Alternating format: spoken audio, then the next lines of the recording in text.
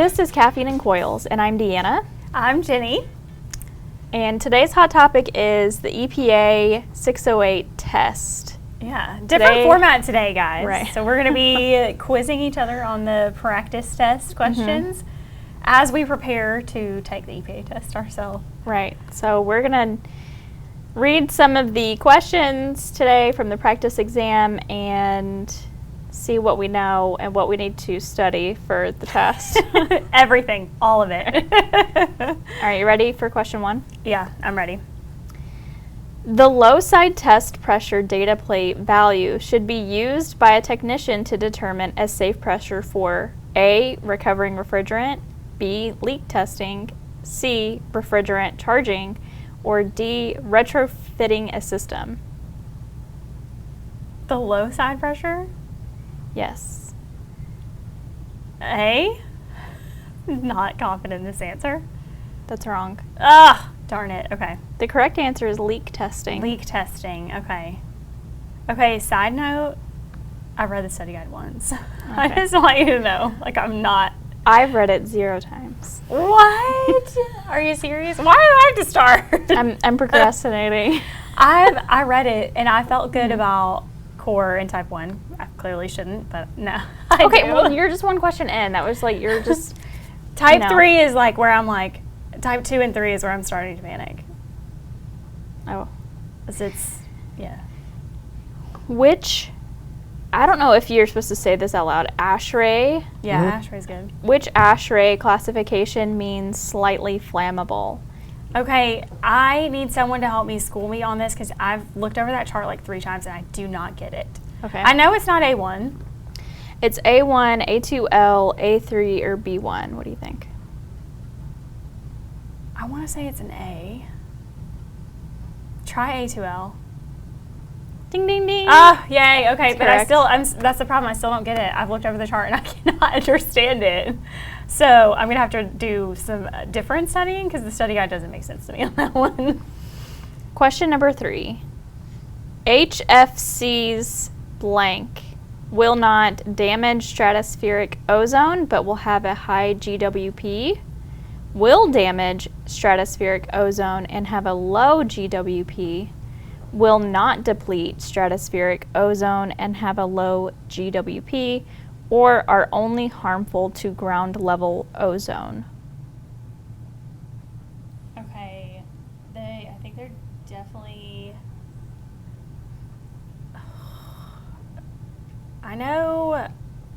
I think it's the CFCs are like the worst ones, according to the study guide. So let's say, I really don't know the answer to this one, but we're going to say will not deplete. C, Yeah, will not deplete stratospheric ozone and have a low GWP. It's wrong. Okay. It is HFCs will not damage stratospheric ozone but have a high GWP. Okay. What's GWP again? I forgot. GWPs are, I don't know. I can't remember the acronym for that. This is the core stuff? Yeah. Okay. Global warming potential. Oh, okay, yeah. I do remember reading that now. Okay. All right. Next question. Crop loss, eye disease, and skin cancer have been attributed to depletion of stratospheric nitrogen, depletion of stratospheric chlorine monoxide, depletion of stratospheric ozone, or depletion of stratospheric oxygen. B. Chlorine. Depletion of stratospheric chlorine monoxide? Yeah. No. Oh my gosh. Depletion of stratospheric ozone. Oh my gosh, it has something Jenny to do with has the lots chlorine. of studying to do. Yes. Okay. I thought I was better at this. Listen, I thought this was going to be easy and we're going to like breeze through I knew this this was not going to be easy. Highly technical stuff. Yeah, it's very technical, and it's like for somebody like me who's like not very technically or mechanically minded. Yeah, and I'm This not is- a science guy. Yeah, and this is like, this is not my cup of tea. I mean, it's just not something I'm good I at. know. This is not part of my skills. I tried reading over the study guide and my eyes just glazed over, so. It's very technical, and there's like, yeah, I don't know. That's okay. Props to you guys for doing this day in and day out and knowing. Absolutely. Because this is not easy. So you guys should be paid lots of money for this. What is the Significant New Alternatives Policy, SNAP, program? EPA's program that identifies refrigerants with a lower overall risk to human health and environment, covers only CFC and HCFC refrigerants used in residential air conditioning, relates to CFC and HCFC refrigerants used in commercial air conditioning, or covers only CFC and HCFC refrigerants used in industrial process refrigeration. What's the Significant New Alternatives Policy program? I feel like it should be EPA's program. Is it lower? Yeah, A. Ding, ding, Okay, ding. yeehaw, I got It was that one A. right. Thank goodness. EPA's program that identifies refrigerants with a lower overall risk to human health and the environment. Okay. Which of the following refrigerant has a GWP closest to 1?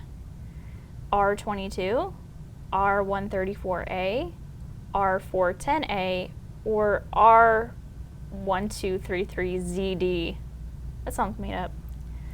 No, I don't think it is. So the first one, I feel like the first three are all like kind of the same or close to one another. I feel like D's the outlier, so we're going to guess that one because I don't actually know the answer. Oh, that was You're the answer. right. Okay, so I feel like that, was that So the it's one not that, made up. was that the one that they said it was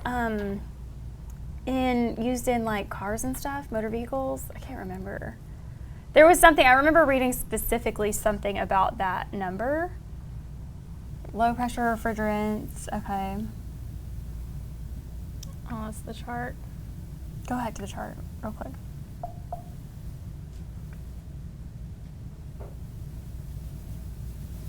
Scroll over because it'll say like what it's used in Oh, okay. on this chart. No, it is. It's like chillers and stuff. Yeah. Okay. Interesting. I was wrong about that. I was wrong about what I thought. I was thinking it was going to be R410A. Oh, yeah? I don't quite, like I said, I don't quite understand the refrigerant classifications and like what the letters mean and what the numbers actually mean. So I need to really like zone in on that and learn what that means better. Yeah, me too.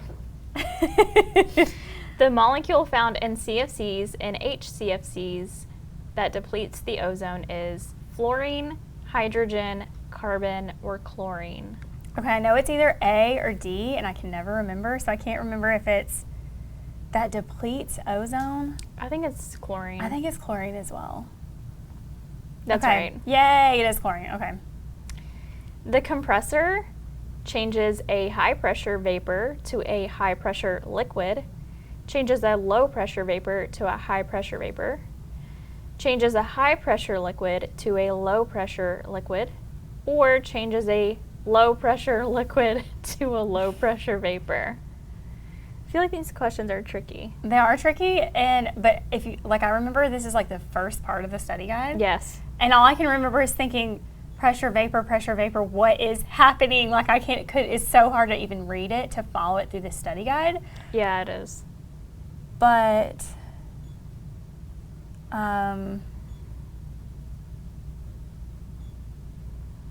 I think it's A.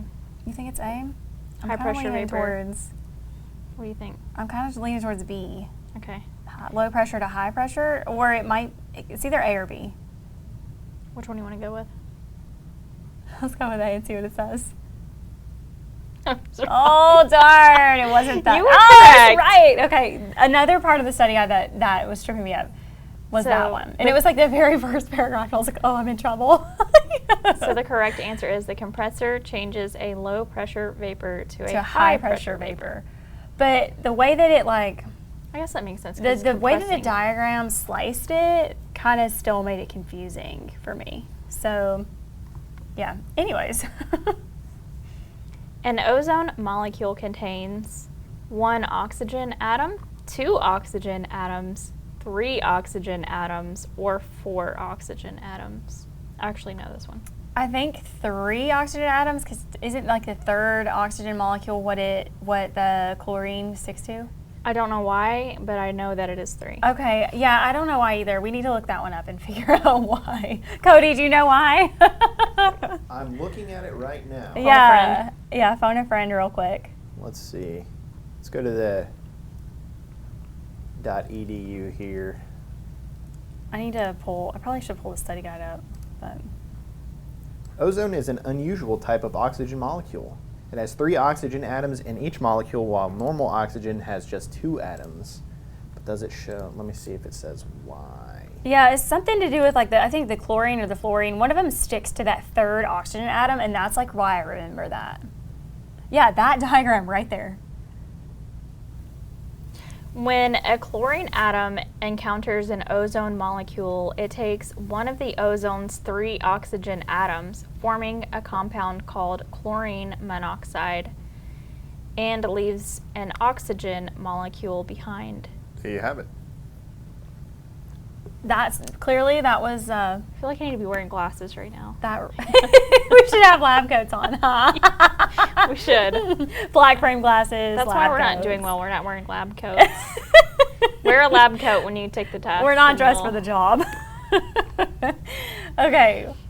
A refrigerant cylinder designed to hold recovered refrigerant has a yellow body and a gray top. I know this one. Yes! Gray body and a yellow top, green body and a yellow top, or orange body and a gray top. B, gray body and yellow top. Watch it be wrong how confident I am. Oh my god. How funny would that be? Okay, you got it right. To process refrigerant to a level equal to new virgin product specifications as determined by chemical analysis defines recovery, reclaiming, reuse, or recycle. B, reclaiming. I do know this one. I feel like there are a few of these that are like, if you've been in the industry, you know.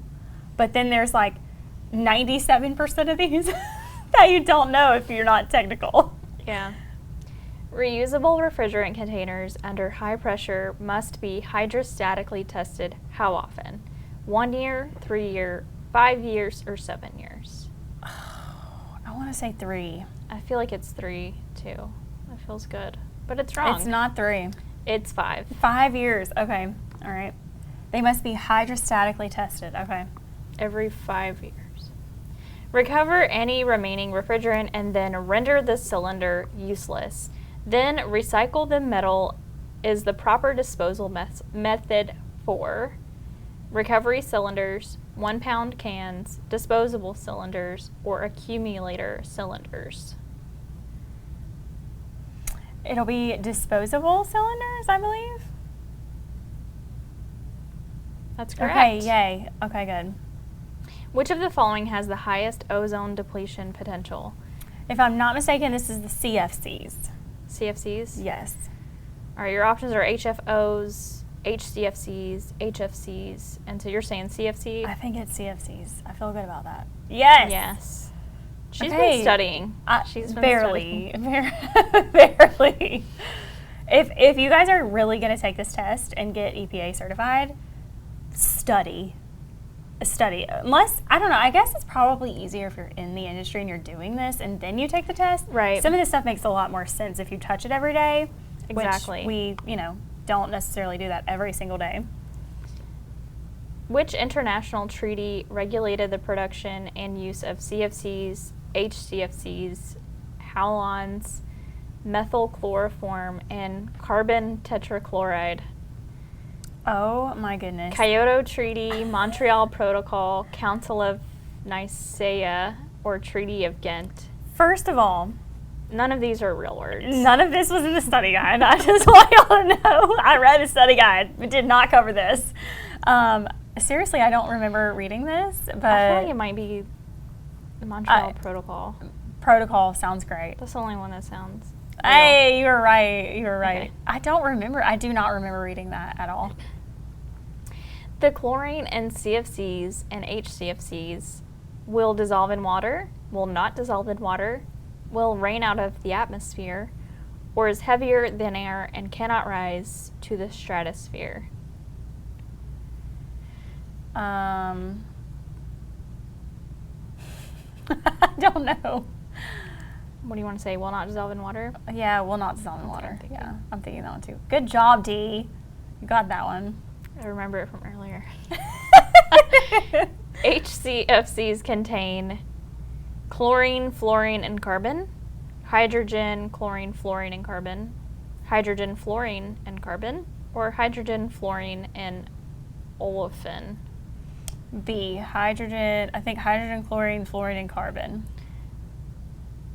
I feel like that one's pretty easy because it's the only one with actually HCFC. Yeah, like they are all acronyms, but it is hard to, because they all have like the same stuff, so it's hard to remember which is which a little bit.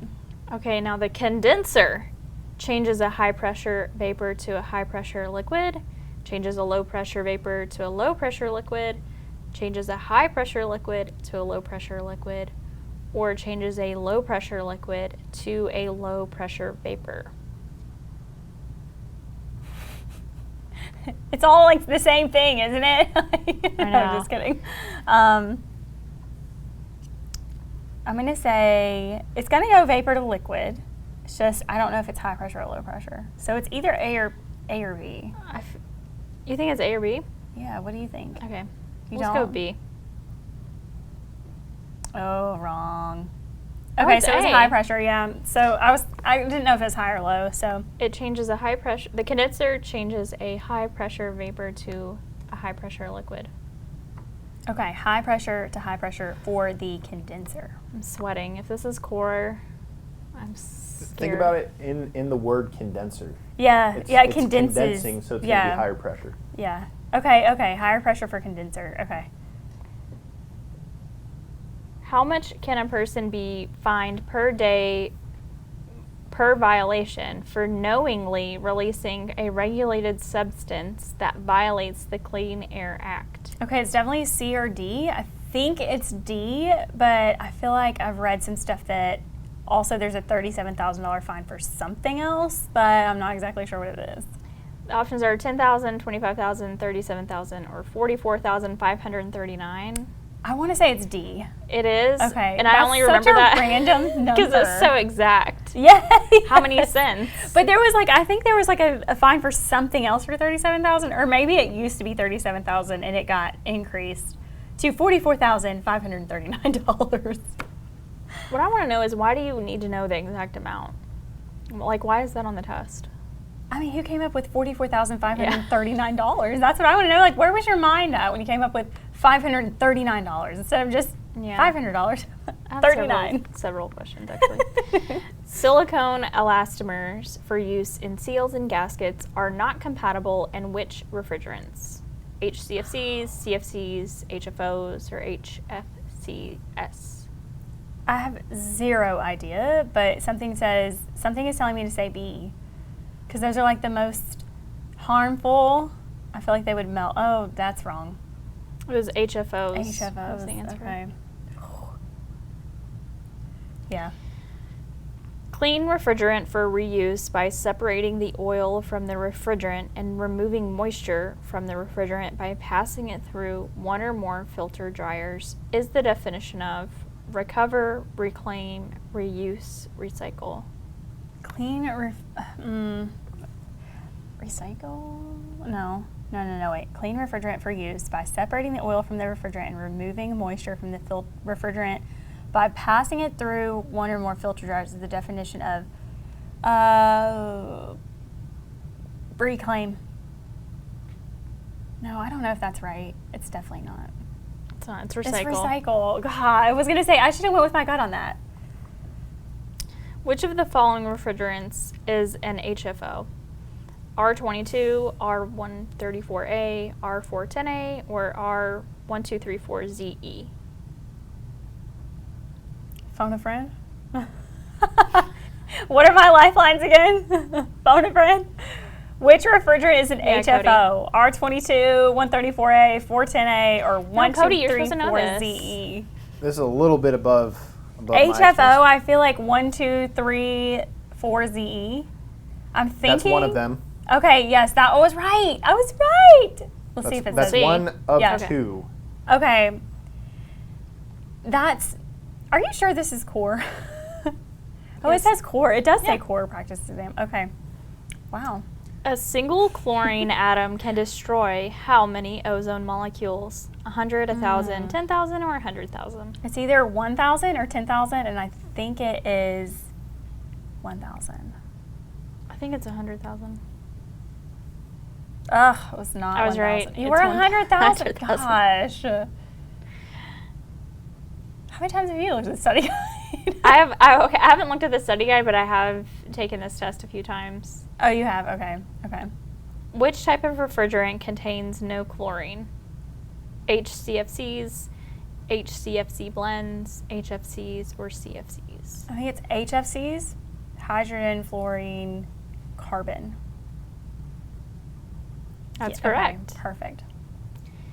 Before shipping any used refrigerant cylinders, check that the cylinder meets what standards? Department of Transportation, SNAP, underwriters, laboratories, or all of the above? My Actually, gut no, says Department of Transportation, but then I think Yes. about, okay, that's right, good. That's correct. Let me count how many you got right.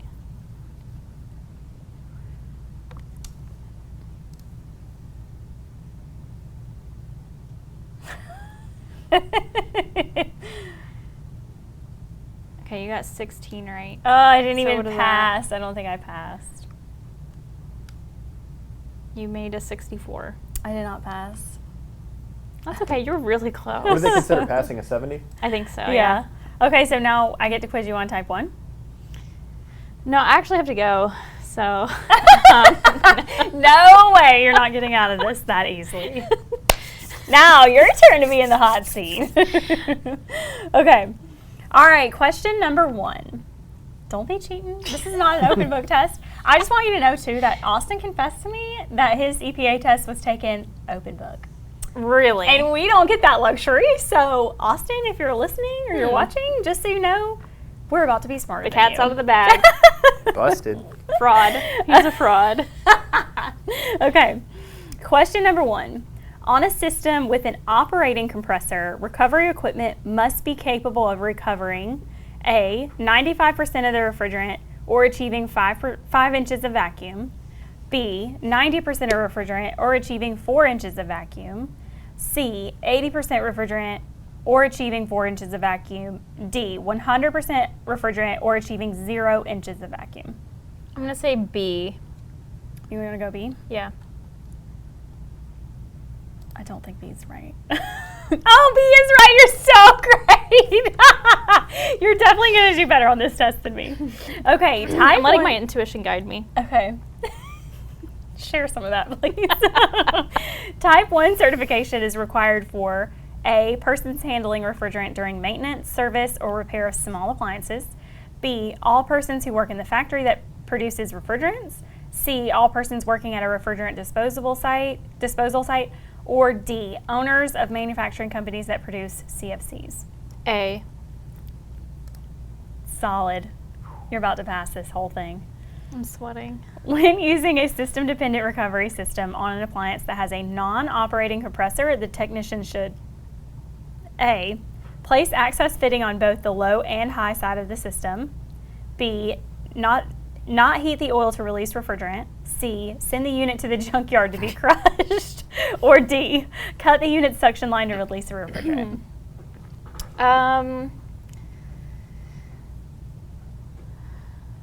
That has a non-operating compressor. I'm going to say A, place access fitting on the low and the high side. Right, you are. I haven't Crushing even it. looked at this one. I so- am like so insanely jealous because I've actually read it and clearly didn't retain very much. Okay, question I'm number just getting 4. lucky. System-dependent recovery methods may only be used on appliances containing A, 20 pounds of refrigerant or less, B, 18 pounds of refrigerant or less, C, 15 pounds of refrigerant or less, or D, more than 15 pounds of refrigerant. I'm going to say C, 15 pounds of refrigerant or less. Okay. Right. You're on a streak.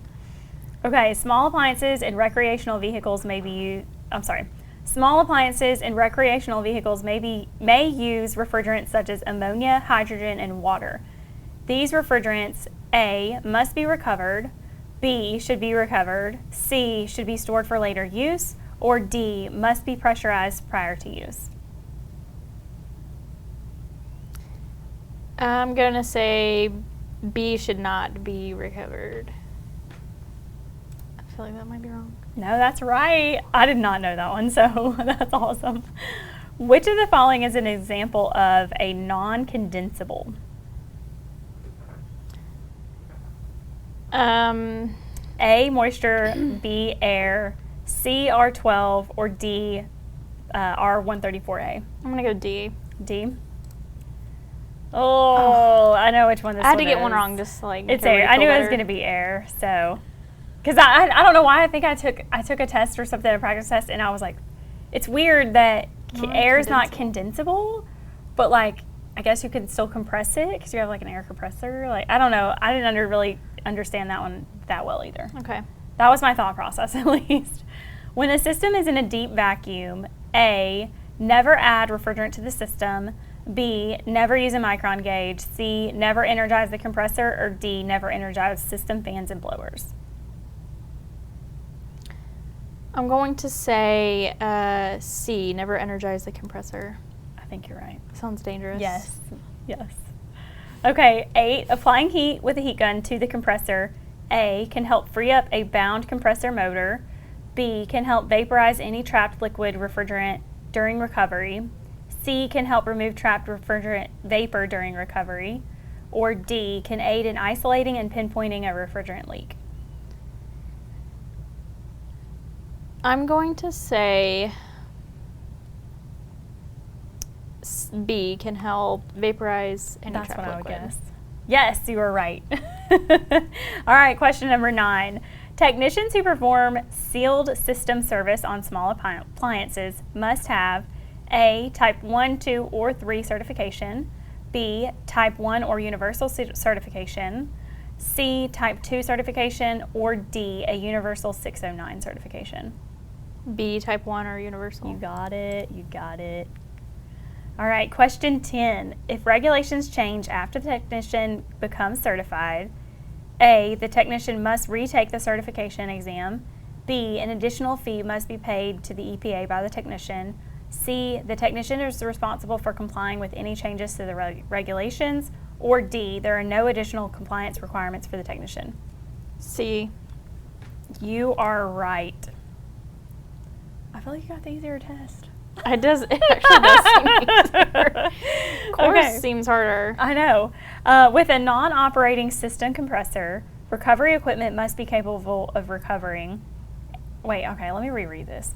I feel like I didn't understand that. With a non-operating system compressor, recovery equipment must be capable of recovering A, 90% of the refrigerant or achieving 4 inches of vacuum, B, 90% of the refrigerant or achieving 5 inches of vacuum, C, 80% of the refrigerant or achieving 5 inches of vacuum, or D, 80% of the refrigerant or achieving 4 inches of vacuum. I think it's D. D. I feel like that's right. Yeah, Yes. good job. All right, question 12. You're gonna pass this with flying colors. I'm like the Rain Man of What do you have in your can?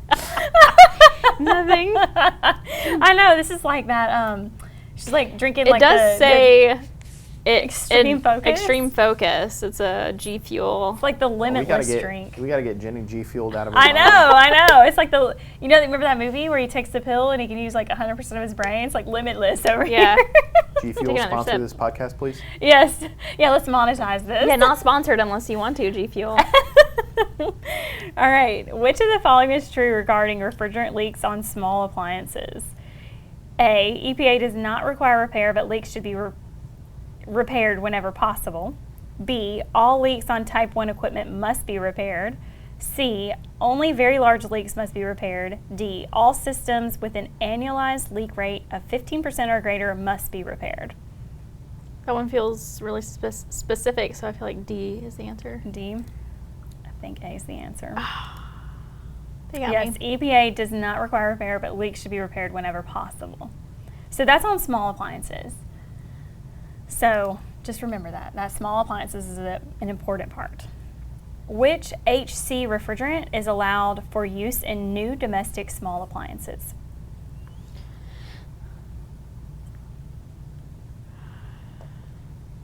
A, 404A. I felt like B, 410A. C, 600A. Or D, 717. none of this even sounds real, but I'm gonna go. I'm gonna say C, R600A. Right. You are right.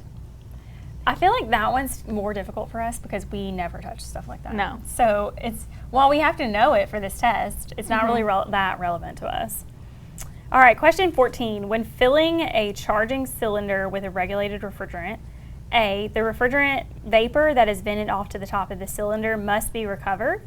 B, the refrigerant must be added to the cylinder in the vapor phase to reduce losses. C, the refrigerant being added to the cylinder must be weighed in to ensure accuracy. Or D, the refrigerant vapor can be vented off the top of the cylinder as a de minimis release. Let me think for a second. Charging cylinder with a regulated refrigerant. B, the refrigerant must be added to the cylinder in the vapor. That is incorrect. The correct answer is A, the refrigerant vapor that is vented off the top of the cylinder must be recovered. Okay. That makes sense. Yeah, yeah. Okay, question number 15. A small appliance is defined by EPA as A, appliances charged and hermetically sealed in a factory that contain 8 pounds or less of refrigerant. B, appliances charged and hermetically sealed in a factory that contain 10 pounds or less of refrigerant. C, appliances with internal volumes no greater than 3 cubic feet. Or D, appliances manufactured, charged, and hermetically sealed in a factory that contains 5 pounds or less of refrigerant. I'm going to say D. I want to say A is correct. No, you're right. D is correct. So 5 pounds or less of refrigerant. Appliances manufactured, charged, and hermetically sealed in a factory that contains 5 pounds or less of refrigerant. Okay, question number 16.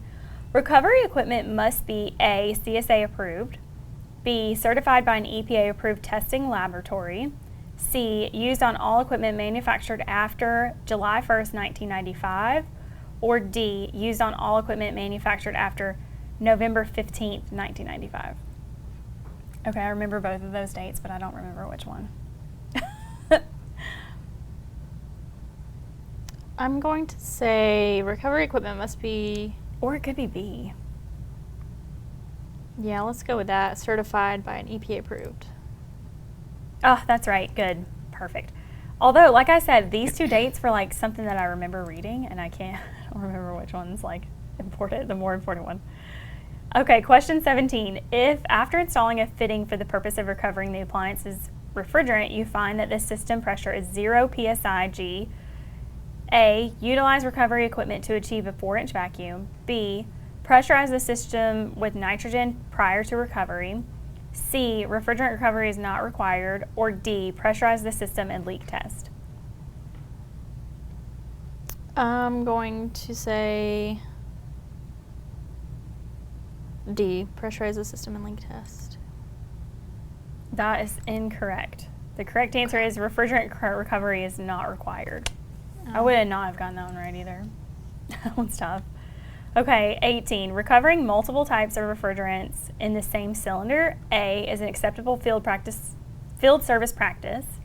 B, will make the reclaimed refrigerants unreclaimable. C, will require venting to properly dispose of.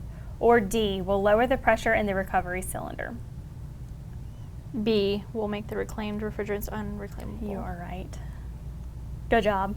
All right, 19. System-dependent or passive recovery equipment. A, captures refrigerant in a non-pressurized container. B, captures refrigerant into one-trip refrigerant cylinders. C, always requires the assistance of a vacuum pump. Or D, is always equipped with an external compressor.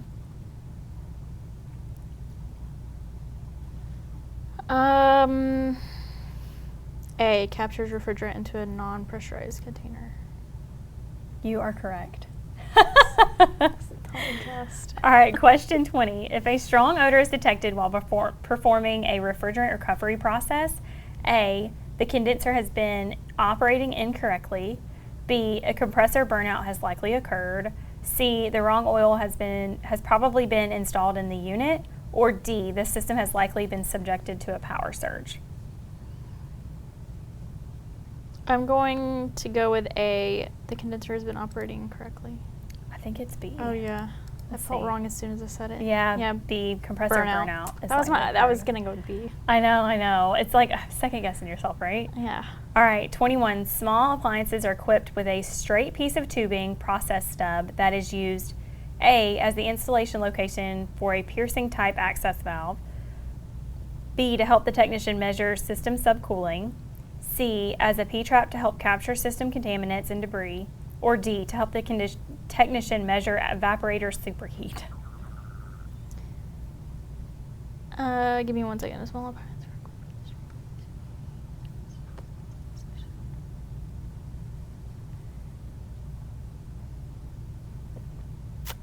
D, to help the technician measure evaporator superheat.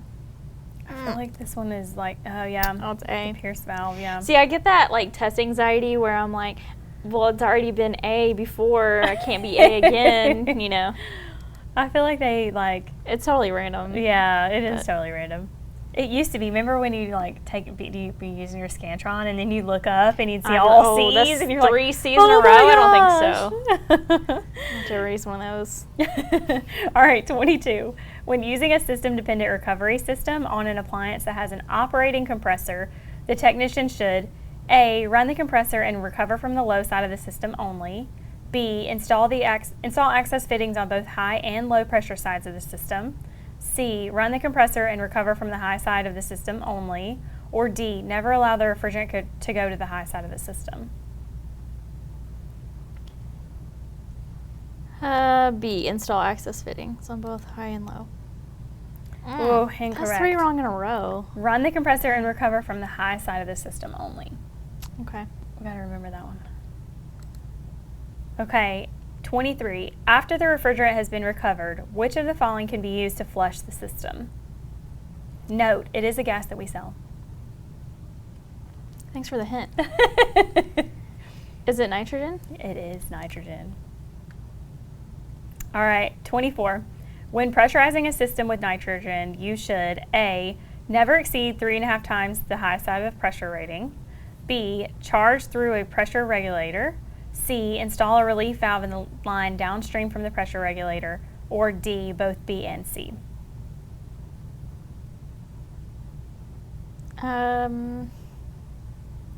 Let's go with D, B and C. Correct. I was gonna get that one wrong because I was gonna go just B. All right, 25. Self-contained or active recovery equipment. A, depends on a special charcoal bag filter. B, has its own means to recover refrigerant. C, is not capable of reaching the required liquid rates. Or D, requires a vacuum pump rated at more than 3 CFM.